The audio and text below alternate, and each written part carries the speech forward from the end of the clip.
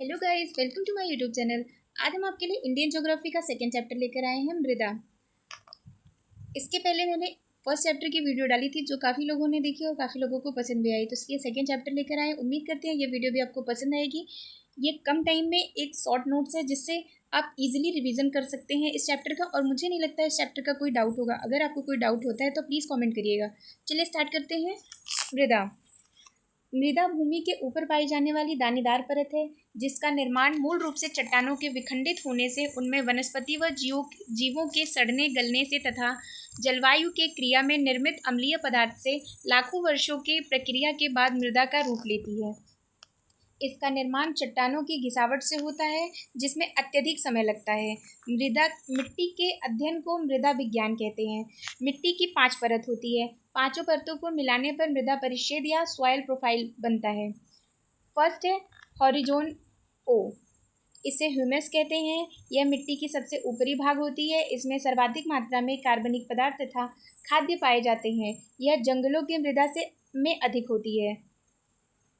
Horizon ए, इसे ऊपरी मृदा कहते हैं। छोटे पौधों का जड़ हॉरिजोन ए तक ही जाता है। ये बहुत ही उपजाऊ होता है। इसमें कीड़े मकोड़े और चूहे भी होते हैं। हॉरिजोन बी, बड़े पेड़ पौधों की जड़ें हॉरिजोन बी तक ही रह जाते हैं। हॉरिजोन सी, यह खेतों के लिए अच्छी नहीं होती है। हॉरिजोन आर, यहाँ पर केवल पत्थर ही पाए जाते हैं। इस डायग्राम के माध्यम से आप समझ सकते हैं जो हमने ऊपर एक्सप्लेन किया। भूगोल के अनुसार मिट्टी के प्रकार 2 भागों में बांटते हैं। पहला स्थानबद्ध मिट्टी, दूसरा स्थानांतरित मिट्टी। स्थानबद्ध मिट्टी क्या होती है?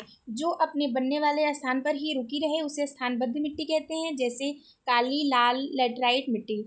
और स्थानांतरित मिट्टी जो अपने बनने वाले स्थान को छोड़कर वायु या जल के द्वारा दूसरे स्थान पर चली जाती है उसे स्थानांतरित मिट्टी कहते हैं, जैसे जलोढ़ मिट्टी। ICAR, Indian council for agriculture research, भारतीय कृषि अनुसंधान परिषद ने भारत की मिट्टी को 8 भागों में विभाजित किया है। भारत में सर्वाधिक जलोढ़ मिट्टी पाई जाती है। भारत की मिट्टियाँ, ये एक छोटा सा डायग्राम है जिससे आपको समझाया गया है कि भारत की कितनी मिट्टियाँ होती हैं। भारत की टोटल 8 मिट्टियाँ होती हैं। जलोढ़ मिट्टी, काली मिट्टी, लैटराइट मिट्टी, पर्वतीय मिट्टी, दलदलीय मिट्टी, मरुस्थलीय मिट्टी और लवणीय मिट्टी। ये एक छोटा सा ट्रिक दिया हुआ है जिसके बेस पे आप याद कर सकते हैं इस मिट्टी के पार्ट को। फर्स्ट है जलोढ़ मिट्टी। हम यहाँ पे पॉइंट वाइज समझाए हैं जिससे आपको आसानी होगी याद करने में और बहुत ही जल्दी इसको रिवाइज करने में भी काफ़ी हेल्प होगी आपकी। तो चलिए स्टार्ट करते हैं। जलोढ़ मिट्टी, इसे दोमट या कशारी मिट्टी भी कहते हैं। ये मिट्टी नदियों द्वारा पहाड़ी क्षेत्रों से लाकर मैदानी क्षेत्रों में बिछा दी जाती हैं। ये भारत में पाई जाने वाली सर्वाधिक उपजाऊ मिट्टी हैं।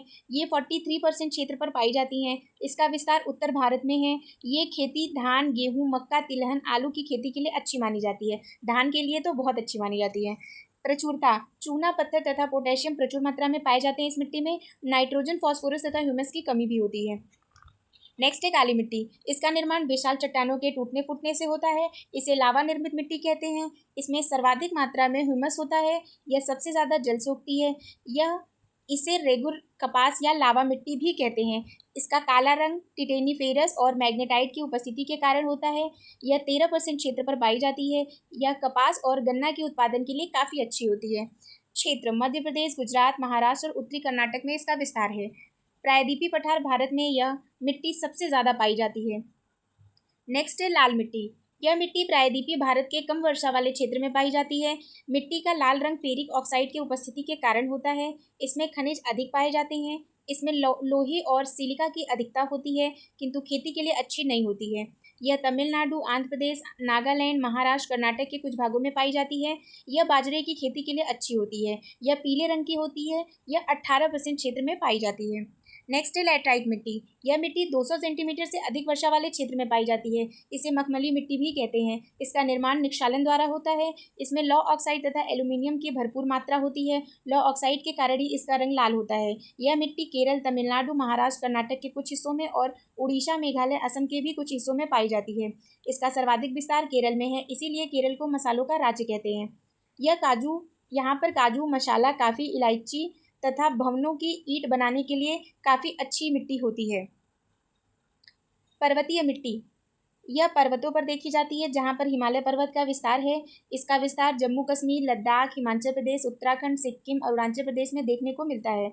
यह अत्यधिक कठोर होती है, जिस कारण यहाँ पर वनस्पति का अभाव होता है। यहाँ पे अल्पाइन वृक्ष भी पाए जाते हैं। यह भारत के उत्तरीय पर्वतीय क्षेत्र में पाए जाते हैं। पर्वतीय ढालों पर सेब, नाशपाती तथा चाय की खेती भी की जाती है। नेक्स्ट मिट्टी है दलदली मृदा। इसका विकास अत्यधिक वर्षा और वनस्पतियों के सड़ने से होता है। दलदली मृदा में ह्यूमस की मात्रा अधिक होती है। इसका विस्तार केरल, उत्तराखंड, पश्चिम बंगाल के कुछ क्षेत्रों में देखने को मिलता है। नेक्स्ट है मरुस्थलीय या बलुई मिट्टी। इसमें नमी की कमी होती है। जल सोखने की क्षमता भी सबसे कम होती है। इसका विस्तार भारत में मुख्यतः राजस्थान, गुजरात, दक्षिण पंजाब और दक्षिण हरियाणा में देखने को मिलता है। मरुस्थलीय क्षेत्र होने के कारण यहाँ पर खाद्यान्न उगाना संभव नहीं है। मोटा अनाज जैसे बाजरा, ज्वार और सरसों की खेती की जाती है। इस मिट्टी में खजूर, नागफनी, बबूल तथा कंटीली झाड़ियाँ भी होती हैं। लवणीय मृदा। इस मृदा की प्रकृति क्षारीय है, तो इसमें नमक की मात्रा बढ़ जाती है, इसलिए इसे लवणीय मृदा कहते हैं।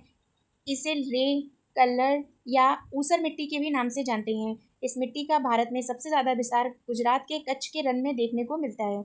मुख्यतः फसल को उगाने के लिए भूमि का pH 6 से 7.5 के मध्य होना चाहिए। अम्लीयता को कम करने के लिए चूने का प्रयोग किया जाता है। क्षारीयता को कम करने के लिए जिप्सम का प्रयोग किया जाना चाहिए। ये है एक इम्पॉर्टेंट पॉइंट जो हर किसी को पता होना चाहिए, कभी कभी एग्जाम में पूछ भी देता है।